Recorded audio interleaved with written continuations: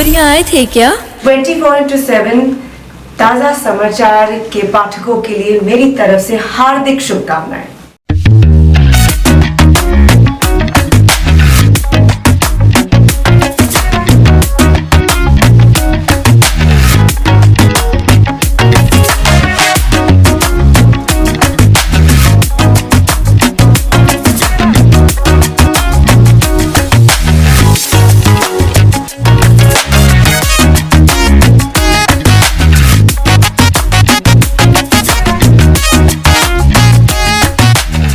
Exclusive jewellery collection DTC London द्वारा best showroom award winner RR Agarwal jewellers, Kolkata Jaipur के बाद अब रौरकेला में भी RR अग्रवाल ज्वेलर्स, रिश्ता भरोसे का। यही अपना मूल है बेटा, हमारे पूर्वज यहीं पर थे। कोविड के दौर में रिलीज हुई कांतारा ने साल 2022 में अपने दैवीय, रहस्यवाद और लोक कथा प्रधान अंदाज से दर्शकों को दीवाना बना दिया था। 16 करोड़ के बजट में बनी उस फिल्म ने देसी बॉक्स ऑफिस पर धमाकेदार 309.64 करोड़ का नेट कलेक्शन किया। वह न सिर्फ ऑल टाइम ब्लॉकबस्टर बनी बल्कि एक सांस्कृतिक घटना के रूप में भी याद की गई। 2022 से ही दर्शकों में इसके प्रीक्वल को लेकर असाधारण उत्सुकता थी। अब ऋषभ शेट्टी द्वारा लिखी, निर्देशित और अभिनीत कांतारा चैप्टर 1 दशहरे के मौके पर बड़े पर्दे पर आई है। फिल्म एक और बुराई पर अच्छाई की जीत का शाश्वत संदेश देती है, लेकिन यह केवल उपदेश तक सीमित नहीं रहती। हमें पर्दे पर विजुअल ट्रीट के रूप में एक ऐसी दुनिया में ले जाती है जहां संस्कृति, परंपराएं और रहस्यवाद मिलकर एक सम्मोहक सिनेमाई अनुभव रचते हैं। ईश्वर धर्म की रक्षा करने के लिए अपने दूत पृथ्वी पर भेजते। कहानी की शुरुआत होती है कदम वंश के एक आतताई शासक से, जिसकी सत्ता पिपासा असीमित है। उसके भीतर इतनी भूख है कि वह जमीन का एक एक टुकड़ा अपने अधीन कर लेना चाहता है। लालच और ताकत का मोह उसे उस हद तक अंधा कर देता है कि वह मानवता को कुचलने से भी नहीं हिचकिचाता। उसकी नजरें कांतारा की दैवीय और अलौकिक दुनिया पर भी पड़ती है, मगर कांतारा के दिव्य संरक्षक पंजरूली देव, गुलिगा देव और वराह रूप उसकी राह में अडिग खड़े हो जाते हैं। परिणाम स्वरूप शासक अलौकिक शक्तियों के कोप का शिकार बनता है। कांतारा के लोग बंदरगाह में व्यापार कर रहे हैं।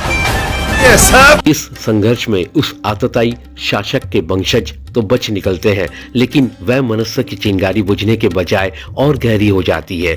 दशकों बाद कहानी हमें बांग्ला राज्य में ले जाती है, जहां राज विजेंद्र अपने निर्दयी और निरंकुश पुत्र राजशेखर का राज्याभिषेक कर चुका है। खजाने की जिम्मेदारी उसकी योग्य और सुंदर पुत्री कनकवती के हाथों में है।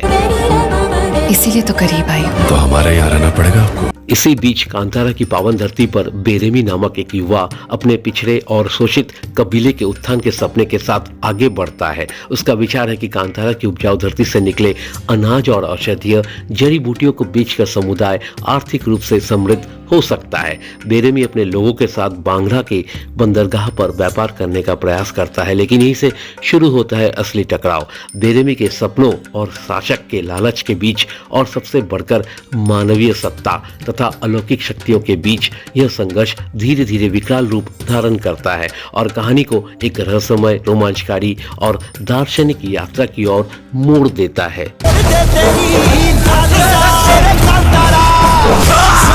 निर्देशक ऋषभ शेट्टी की कांतारा चैप्टर 1 की शुरुआत एक वॉइस ओवर से होती है, जो दर्शकों को रहस्यमयी बैक स्टोरी की ओर ले जाती है। शेट्टी अलौकिक दुनिया की बनावट में समय लगाते हैं, जिसकी वजह से शुरुआती हिस्सा थोड़ा खींचा हुआ महसूस होता है। पहले भाग में उत्पीड़न, भावनाओं और किरदारों की स्थापना पर ध्यान दिया गया है, लेकिन इंटरवल के बाद कहानी अचानक रफ्तार पकड़ती है और दर्शकों के सामने ऐसा अद्भुत विजुअल ट्रीट रखती है जो अंत तक उन्हें बांधे रखता है। हालांकि फिल्म का रन टाइम लंबा है, मगर मानना पड़ेगा कि ऋषभ शेट्टी की यह दूसरा प्रोडक्शन एक फिल्म के नजरिए से भी ऊंचे पायदान पर नजर आता है। कुछ नहीं है, रहूंगा।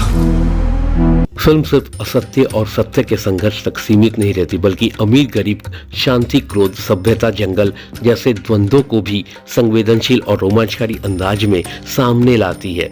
चाहे गोरिल्ला स्टाइल की फाइट हो, रथ के बेकाबू हो जाने वाला सीन हो या क्लाइमेक्स का धांसू एक्शन सीक्वेंस, हर पल भव्य सिनेमाटोग्राफी, शानदार वीएफएक्स, विशाल सेट्स और महाकाव्य शैली में करे हुए एक्शन सीन से सजा है। इन सबसे बैकग्राउंड स्कोर और गीत न सिर्फ इजाफा करते हैं बल्कि पूरे अनुभव को और ऊंचाई तक ले जाते हैं।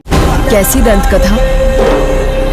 लेखक, निर्देशक और अभिनेता की तिहरी भूमिका निभाते हुए ऋषभ शेट्टी सचमुच सोने पर सुहागा वाली कहावत को साकार कर देते हैं। उनकी परतदार अदायगी हर स्तर पर प्रभावित करती है। एक्शन सीन्स में उनकी फुर्ती और तीव्रता दर्शकों को रोमांचित करती है। इमोशनल पलों में उनकी संवेदनशीलता दिल को छू जाती है, जबकि देव स्वरूप में अवतरित होने वाले सीन्स में उनका रूप बिल्कुल आक्रांत कर जाता है। कांतारा के अंदर फिल्म की न्यू एडिशन रुक्मिणी बसंत न केवल अपनी खूबसूरती से स्क्रीन पर चार चांद लगाती हैं, बल्कि अपने किरदार में आए ट्विस्ट से दर्शकों को आश्चर्यचकित भी करती हैं। राजशेखर के रूप में गुलशन देवैया अपनी विशिष्ट शैली से कहानी को मजबूती देते हैं। वहीं विजेंद्र की भूमिका में जयराम सुब्रमण्यम अपने अनुभव और गहराई से किरदार को प्रामाणिक बना देते हैं। बाकी के सहयोगी कलाकार भी फिल्म की थीम और भावनाओं के अनुरूप अपने अपने पात्रों के साथ पूरा न्याय करते हैं। कुल मिलाकर यह टीम वर्क कहानी को और भी जीवित और असरदार बना देता है। ब्यूरो रिपोर्ट 24/7 ताजा समाचार।